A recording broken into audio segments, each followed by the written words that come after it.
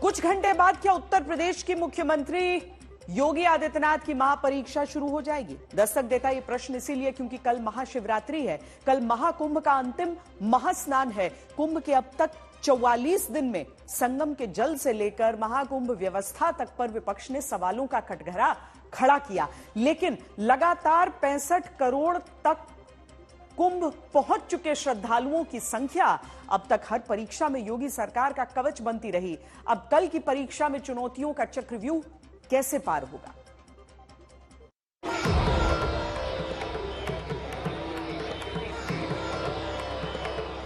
महाशिवरात्रि के महापर्व के महास्नान पर प्रयागराज की तरफ आने वाले ट्रैफिक को कंट्रोल करने के लिए भी अलग अलग अफसरों को जिम्मेदारी दी गई है। सभी श्रद्धालुगण अपने सामान की सुरक्षा स्वयं करें, आगे बढ़ें। स्नान करते रहो, चलते रहो, नमामि गंगे।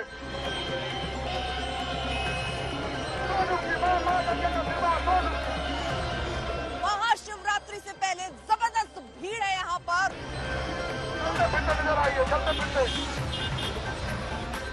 जहाँ पे भीड़ का दबाव ज्यादा होता है वहाँ पे फोर्स को ऑगमेंट किया जाता है।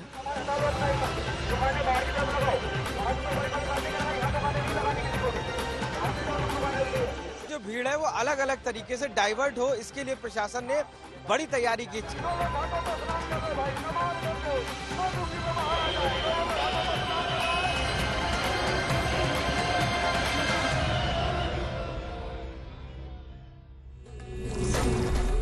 महाकुंभ, महाशिवरात्रि, महास्नान और मुख्यमंत्री योगी आदित्यनाथ की महापरीक्षा भी 28, 29 और 30 में मात्र इन 3 दिनों में प्रयागराज में 15 करोड़ से अधिक श्रद्धालुओं ने आस्था की डुबकी वहां लगाई। Railway station, airport, bus station, parking place सब भरे हुए हैं। मेला क्षेत्र पूरा भरा हुआ है, स्नान चल रहा है। मेरा अनुमान है कि यह संख्या 60 करोड़ तक पहुंचती है। मुख्यमंत्री ने जहां पहले 40 करोड़ लोगों के कुंभ पहुंचने का अनुमान लगाया, वो अनुमान 26 दिन में ही आस्था के ज्वार ने तोड़ दिया। दूसरा अनुमान मुख्यमंत्री ने 60 करोड़ लोगों के कुंभ पहुंचने का लगाया, वो भी 40वें दिन तक पूरा हो गया। अब जरा महाकुंभ में महाशिवरात्रि से कुछ घंटे पहले का ये वीडियो देखिए। ये वीडियो कुंभ क्षेत्र से मंगलवार दोपहर 3 बजे का है। संख्या देखिए, 65 करोड़ की संख्या मंगलवार रात तक ही कुंभ पहुंचने वालों की पूरी हो रही है। इसीलिए मुख्यमंत्री ने महाकुंभ के आखिरी दिन बुधवार को महाशिवरात्रि से पहले प्रयागराज में जब संभव है कि श्रद्धालुओं की संख्या 2 करोड़ तक जा सकती है, उससे पहले हर तैयारी कर ली। आप सोच सकते हैं कि 44 दिन कुंभ में सब कुछ संभाला गया, तो फिर 45वें दिन ऐसा क्या है? इसीलिए देखिए महाशिवरात्रि पर महाकुंभ में चुनौतियों का चक्रव्यूह क्या है। पहली चुनौती है महाकुंभ का आखिरी दिन, दूसरी चुनौती महाशिवरात्रि का पर्व, तीसरी चुनौती महाशिवरात्रि पर महास्नान, चौथी संगम के साथ शहर में शिवालयों पर जुटने वाले लोगों को संभालना, पांचवी प्रयागराज से लेकर वाराणसी और अयोध्या तक आस्था के प्रवाह को नियंत्रित करना, छठी चुनौती कई क्षेत्रों में धार्मिक संवेदनशीलता को समझते हुए कानून व्यवस्था को संभालना, सातवीं चुनौती है अफवाह वाली साजिश से बचाने की। आज ही महाकुंभ पुलिस ने बांग्लादेश की ट्रेन को भारत में कुंभ जाती ट्रेन का वीडियो बताकर अफवाह फैलाने वाली साजिश पर दस्तक दी। 31 सोशल मीडिया अकाउंट्स के खिलाफ एफआईआर दर्ज की गई। कल जब मंदिरों से लेकर संगम तक, स्टेशन से लेकर सड़कों तक पर लाखों या शायद करोड़ों की संख्या में लोग होंगे, तब न कोई अफवाह चल पाए, न कोई अव्यवस्था पनप पाए। इसीलिए बड़े अधिकारियों को निर्देश देकर मुख्यमंत्री ने कल ही महापरीक्षा सफल कराने के लिए भेजा है।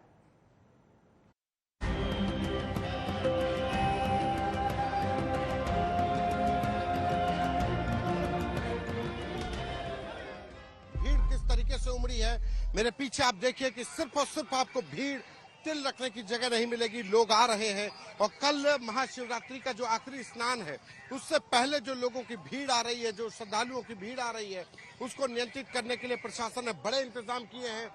एक्स्ट्रा पुलिस फोर्स लगाई गई है। भीड़ को आने जाने के लिए बड़े चौड़े मार्ग दे दिए गए, चौड़े मार्ग निर्धारित कर दिए गए जिससे सिर्फ भीड़ आएगी। भीड़ आएगी जाएगी, उनके लिए एक बड़े चौड़े रास्ते रखे गए हैं। गाड़ियों के आने जाने की आवाजाही के लिए दूसरे रूट डिसाइड किए गए हैं।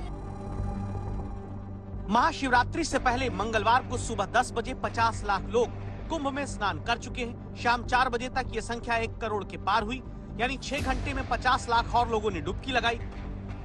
इस हिसाब से हर घंटे औसत 8 लाख से अधिक लोग कुंभ में स्नान कर रहे हैं। वहाँ अनुमान है कि महाशिवरात्रि पर 1.25 करोड़ से 2 करोड़ लोग तक पहुँच सकते हैं।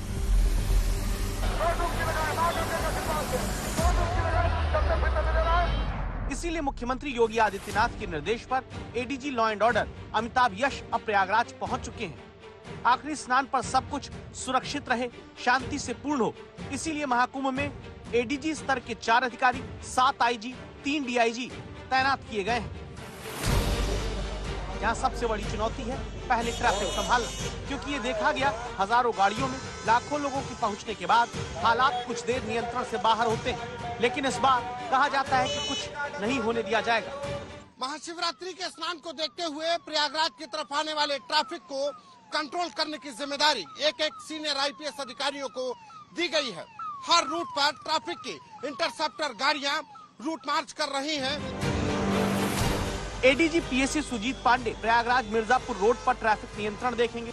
आईजी चंद्र प्रकाश प्रयागराज वाराणसी हाईवे पर होंगे। आईजी प्रतिंदर सिंह प्रयागराज रीवा राजमार्ग पर ट्रैफिक संभालेंगे। आईजी राजेश मोदक को प्रयागराज के शहरी क्षेत्र का ट्रैफिक संभालना है। विजिलेंस में आईजी मंजिल सैनी लखनऊ और अयोध्या प्रतापगढ़ रूट के ट्रैफिक को व्यवस्थित करेंगी। इसमें जितने भी हमारे मार्ग हैं, प्रमुख रूप से 7 ऐसे मार्ग हैं जिस माध्यम से श्रद्धालुगण आ रहे हैं। इन सभी मार्गों पर हमारी ड्यूटीज डिप्लॉयड हैं।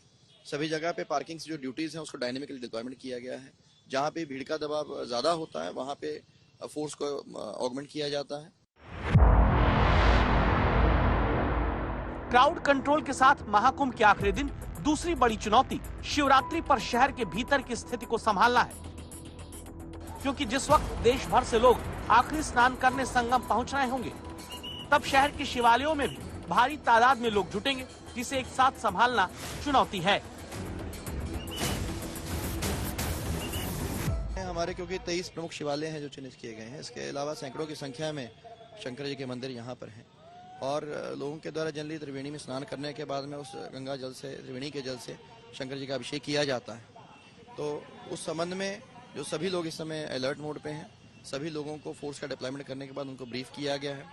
हर कर्मचारी इससे अच्छी तरह से भिज्ञ है कि उस पर्टिकुलर स्थान की, मंदिर की, मार्ग की क्या सेंसिटिविटी है और उसके अकॉर्डिंगली उनके द्वारा वहाँ पे जो पब्लिक है उसका आवागमन संचालित किया जाता है। जितने शिवालय हैं जहाँ जहाँ पे भी श्रद्धालु जाएंगे और जलाभिषेक करेंगे तो उसकी भी उत्तम व्यवस्था की गई है, तो कहीं कोई इशू नहीं है और हम लोग लगातार फील्ड में रह के स्वयं भ्रमण करके सभी व्यवस्थाओं को दुरुस्त करेंगे। महाकुंभ में महाशिवरात्रि के दिन तीसरी चुनौती है संगम क्षेत्र में स्नान करने आ रहे लोगों को नियंत्रण करना, जिसके लिए मेला क्षेत्र को मंगलवार शाम 4 बजे से ही नो व्हीकल जोन और शहरी क्षेत्र को शाम 6 बजे से नो व्हीकल जोन घोषित कर दिया गया है। जोर इस बात पर है कि किसी भी घाट पर स्नान के लिए बहुत सारे लोग एक साथ न जुटें, लोग चलते रहें। स्नान करते रहो, चलते रहो। नमामि गंगे, नमामि गंगे। माँ गंगे का आशीर्वाद दीजिए। 2 डुबकी, माँ गंगे का आशीर्वाद, 2 डुबकी लगाइए, माँ गंगे का आशीर्वाद दीजिए और चलते समझा भी रहे कि 2 डुबकी लगाई, 2 डुबकी लगाए, माँ गंगे का आशीर्वाद ले, चलते फिरते नजर आए। 2 लोग घाटों पर स्नान कर रहे भाई, नमामि गंगे। 2 डुबकी में बाहर आ जाए। 2 लोग घाटों पर स्नान कर रहे हैं और दूसरे को भी बोलना है, दूसरे को भी। काफी श्रद्धालु आ रहे हैं, सबको स्नान कराना है, अपने स्नान के साथ साथ दूसरे को स्नान कराना ज्यादा पुण्य है भाई, ज्यादा पुण्य है। कुंभ मेला क्षेत्र के डीआईजी वैभव कृष्ण महाशिवरात्रि स्नान की तैयारियों का निरीक्षण करने मचान पर चढ़े दिखे। यहीं पर हमने उनसे पूछा आखिरी परीक्षा कैसे पास करेंगे। हमारे डेडिकेटेड फोर्स है, संगम एरिया के लिए अलग से डेडिकेटेड हमारे ऑफिसर्स की टीम है, जिसमें 2 एसपी लेवल के अधिकारी तो इन 3 घाटों को ही देखने के लिए हैं। उनके अंदर कई एडिशनल एसपी, सीओज, हमारी स्टेट पुलिस के कांस्टेबल्स और सीएपीएफ की फोर्स हमारी तैनात है, जो समय समय पे ये डाइवर्जन जो है वो करते रहते हैं और हम लोग सीसीटीवी कैमरे से प्रेशर पॉइंट्स और मचानों से प्रेशर पॉइंट्स देखते रहते हैं। आप देख रहे हैं हमारे ट्रैफिक बैरियर्स हैं, प्लस भीड़ जहाँ से पीछे से आ रही है वो हमारे कंट्रोल में है। जहाँ से भीड़ आ रही है, अगर हमें यहाँ भीड़ रोकनी होगी तो हम पीछे वाले पॉइंट को डाइवर्ट कर देंगे। ऑलरेडी डाइवर्जन पॉइंट्स डिसाइडेड हैं, तो वहाँ से डाइवर्ट करेंगे तो यहाँ भीड़ अपने आप कम हो जाएगी। सब जगह के डाइवर्जन प्लान्स हैं, कहीं भी अगर अचानक भीड़ बढ़ती है तो हमारी SOPs हैं कि कैसे भीड़ को कम करेंगे। इतनी तैयारी की जरूरत क्यों है, इसे समझना है तो आप बस प्रयागराज जाने वाली ट्रेन को देखिए। समझ आ जाता है कि महाशिवरात्रि के दिन महाकुंभ की महापरीक्षा हम क्यों कह रहे हैं। जहां प्रयागराज पहुंचते यात्रियों को नियंत्रित करने के लिए स्टेशनों के पास होल्डिंग एरिया बनाए गए हैं ताकि प्लेटफॉर्म पर बहुत भीड़ एक साथ न जुटे। लेकिन कुंभ तक पहुंचने के दौरान स्थिति कुछ और दिखती है।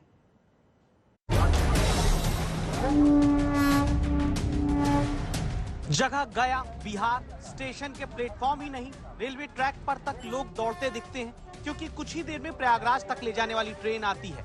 ट्रेन के प्लेटफॉर्म पर पहुंचते ही वही तस्वीरें फिर सरेआम होती हैं जो पहले भी देखते आप आए हैं। यानी ट्रेन के दरवाजे से घुसने की कोशिश में नाकाम होने पर इमरजेंसी खिड़की से दाखिल होने में कामयाब होते यात्री।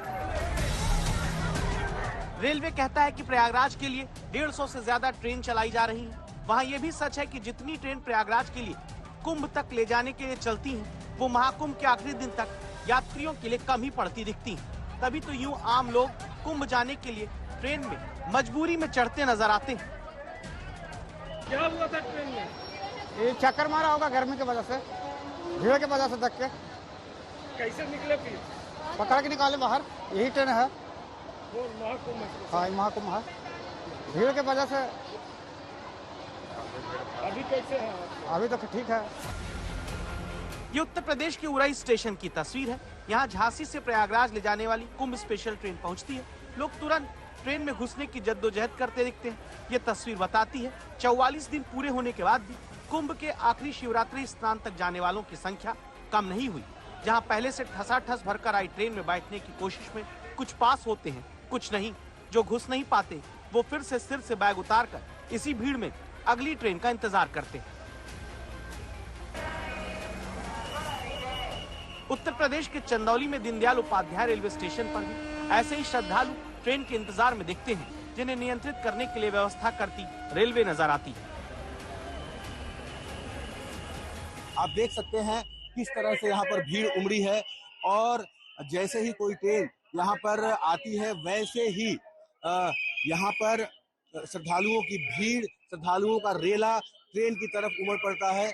आप देखिए यहाँ पर एक ट्रेन आने वाली है, लेकिन उससे पहले यहाँ पर कितनी जबरदस्त भीड़ है। आरपीएफ की टीम, जीआरपी की टीम यहाँ पर क्राउड कंट्रोल करने में लगी हुई है, और आप देख सकते हैं किस तरह से यहाँ आरपीएफ के जवान लगातार मुस्तैद हैं और लोगों को अलर्ट कर रहे हैं।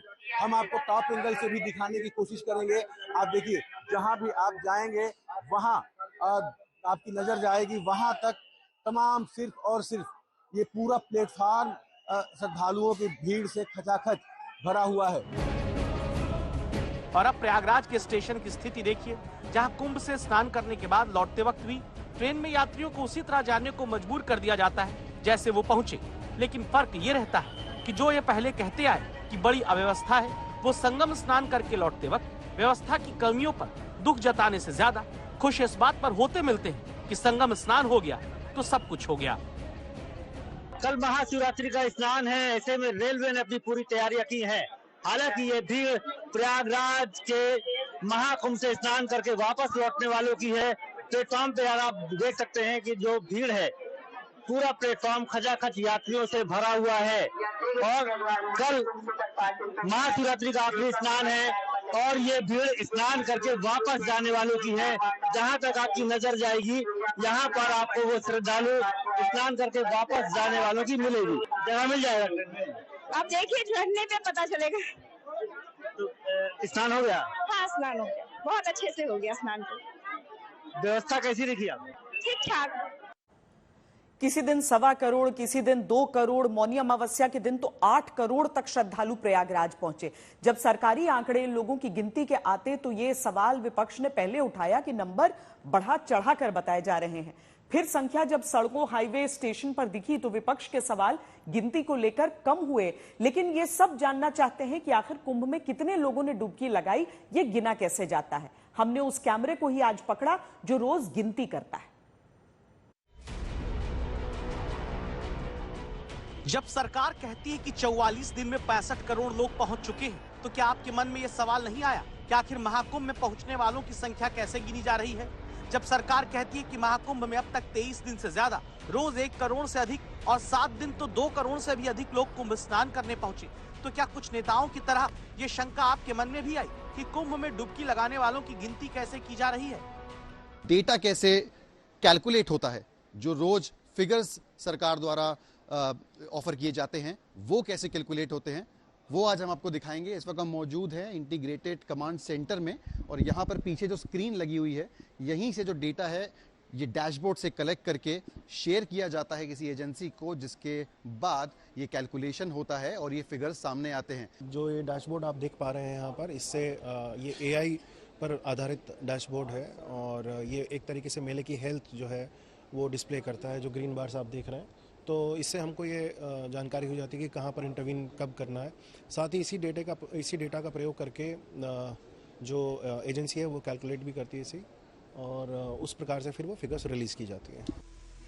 अब हम आपको सीधे वो तस्वीर दिखाते हैं जिसे देखकर आप पहले थोड़ा अंदाजा लगा पाएंगे कि आखिर कैसे कुंभ स्नान करने वालों की गिनती की जा रही है।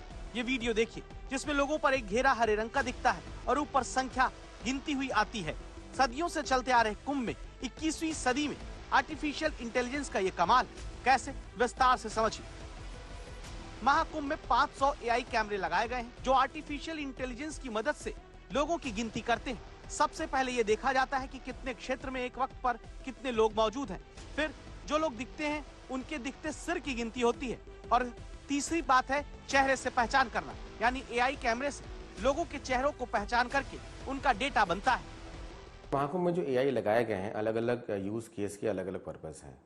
जो क्राउड डेंसिटी कैमरा है, क्राउड डेंसिटी AI है, उसका पर्पस है कि एक पर्टिकुलर टाइम पे कितने लोग घाट में अवेलेबल हैं। आपको क्राउड डेंसिटी AI जो है एक पर्टिकुलर फ्रेम में एज पर दी एनडीएमए गाइडलाइन कितने लोग हैं उसका क्राउड डेंसिटी देता है और उसका पीपल काउंट देता है, हेड काउंट देता है, कितने लोग अभी इसमें इस जोन में हैं। और ऐसे जो मल्टीपल कैमराज एक घाट में लगाए गए हैं उन सबका डेटा को कंबाइन करके एक डेटा देता है कि इस घाट में इस टाइम पे कितने लोग हैं। उसी तरह जो कैमरा पीपल काउंट के लिए यूज़ किए जा रहे हैं, जो एंट्री एग्जिट पॉइंट्स पे और अप्रोच रूट्स पे पीपल काउंट कैमराज लगाए गए हैं, उनका AI मॉडल यूज़ केस लगाया गया है, उससे हमें ये डेटा मिलता है कि कितने लोग इस पॉइंट को किस टाइम पे क्रॉस करके गए। इससे हमें एक पीपल काउंटिंग इन्फॉर्मेशन मिलता है। अब आपके मन में ये सवाल हो सकता है कि आप तो एक घाट से दूसरे घाट गए थे, या फिर आप में से कोई 2 दिन स्नान किया तो ये कह सकता है कि क्या 2 दिन गए तो 2 दिन गिनती हुई। यही सवाल हमने एक्सपर्ट शैलेंद्र कुमार सिंह से भी किया। अब जिसने एक पॉइंट को क्रॉस करके वो आगे बढ़ गया, वहां पर हमें एक बार ही दिखेगा। अब अगर घाट में एक आदमी आया और वो अगर मल्टीपल टाइम या ज़्यादा टाइम उसने स्पेंड किया तो वो मल्टीपल टाइम कैप्चर हो सकता है। बट जो क्राउड डेंसिटी कैमरा है एक टाइम फ्रेम पे एक ही बार एक आदमी को काउंट करेगा, क्योंकि एक आदमी दोबारा उस टाइम फ्रेम पे उस फील्ड ऑफ व्यू में नहीं आ सकता है। दूसरे घाट पे चला गया, फिर वो उसकी गिनती फिर अलग से होगी। हाँ, उसकी गिनती फिर अलग से होगी। बट इसमें एक तीसरा कैमरा यूज किया जा रहा है अथॉरिटी के थ्रू, जो फेशियल रिकॉग्निशन सिस्टम पे आधारित है। उससे फेशियल रिकॉग्निशन हर आदमी का यूनिक होता है, तो उससे एक आदमी एक ही बार काउंट होता है। ये सारा डेटा हम जो जनरेट करते हैं AI से, ये फर्दर एक बिजनेस एल्गोरिदम टूल में जाता है, जहां पर कि जो लॉजिक्स डिफाइन किए गए उसके हिसाब से एक लॉजिकल डेटा निकल के आता है, जो डेटा हमारे सामने प्रस्तुत किया जाता है। दिल्ली से अंकित कुमार और जैनम शाह के साथ सिमर चावला, प्रयागराज, आज तक।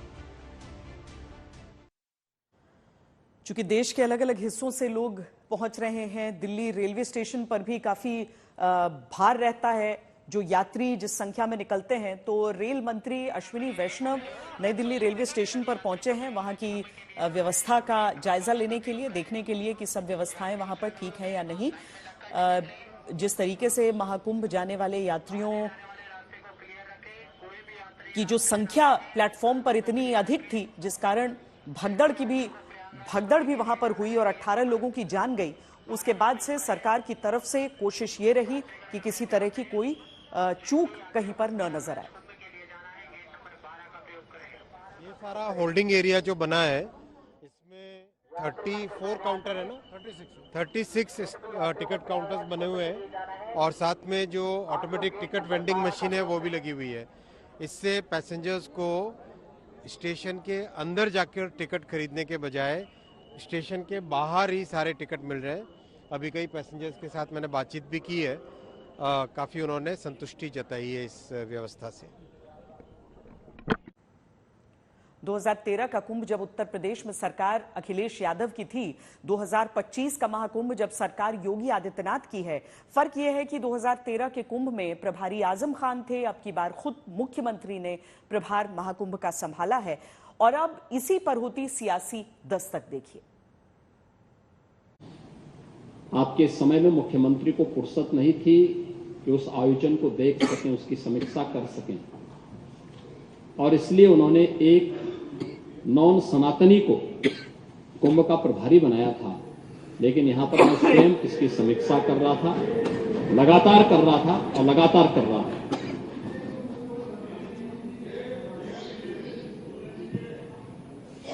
यही कारण है कि 2013 के कुंभ में जो भी गया उससे अव्यवस्था दिखाई दी, भ्रष्टाचार दिखाई दिया, प्रदूषण देखने को मिला। गंगा यमुना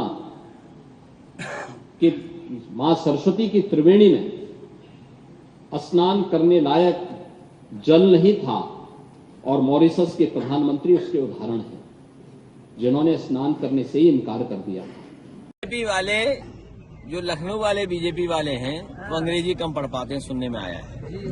उन्हें अंग्रेजी पे भी चिंता और सवाल थे अभी कुछ दिन पहले, तो मैंने अभी 2 किताबें उन्हें भिजवाई। एक अंग्रेजी में किताब सजाने के लिए और हिंदी में भिजवा दी पढ़ने के लिए। तो वो अंग्रेजी की किताब वो अपने सजाने के लिए रख लें कि कुंभ पे किताब है। वो हार्वर्ड यूनिवर्सिटी, जिन्हें ये लगता है कि 2013 उस समय समाजवादी सरकार में जो कुंभ का आयोजन हुआ था उसमें कुछ कमियां रह गई थी, तो मैं उनसे कहूंगा कि वो किताब जरूर पढ़ें। हार्वर्ड ने जो स्टडी की थी उसके बारे में जान